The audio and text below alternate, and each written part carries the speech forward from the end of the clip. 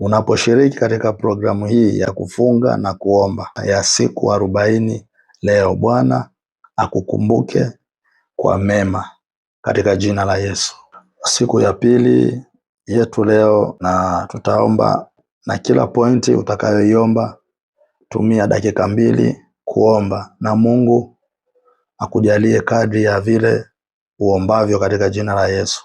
Mistari ya kumbukumbu: Zaburi ya 51, Maombolezo sura ya 3 mstari wa 22 na 23, Ebrania 4:16, Zaburi 13:3 na 4, Mika 7 mstari wa 18, Tito sura ya 3 mstari wa 5, Danieli 8:18, Luka 18:13, Zaburi 57 mstari wa 10, Warumi 9 mstari wa 15, na Samueli wa pili 24:14.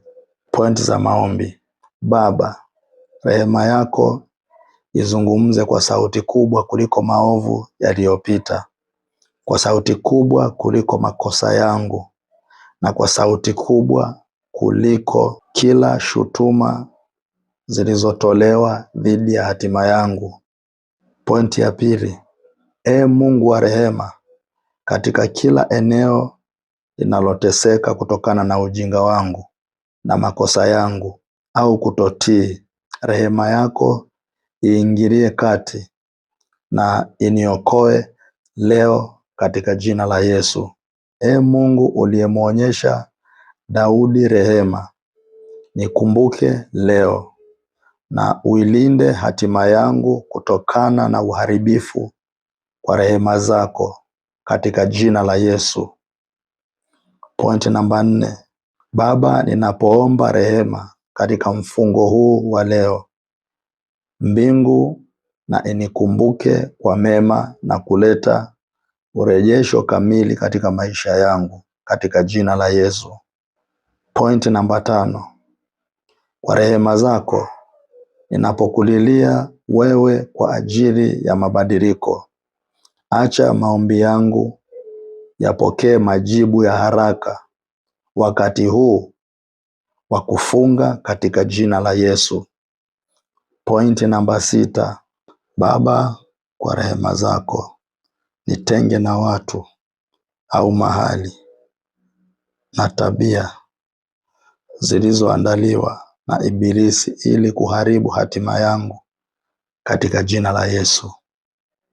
Pointi namba 7. Bwana, nionyeshe rehema kila mahali ambapo juhudi zangu zimeshindwa, ambapo maombi yangu yanaonekana kutojibiwa, na ambapo tumaini langu karibu limekwisha.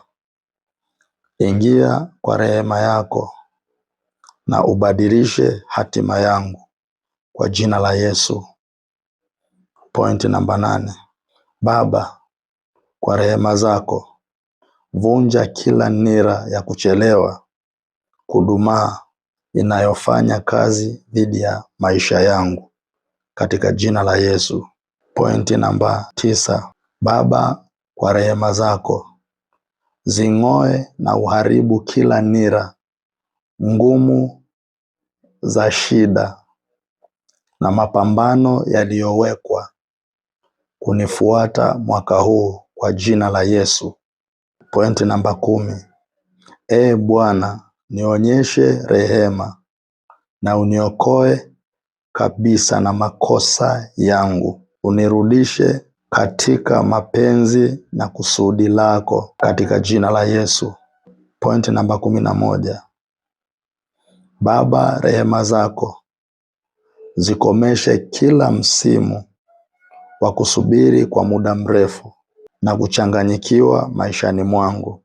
Uniingize katika msimu wa utimilifu, furaha na maombi yanayojibiwa.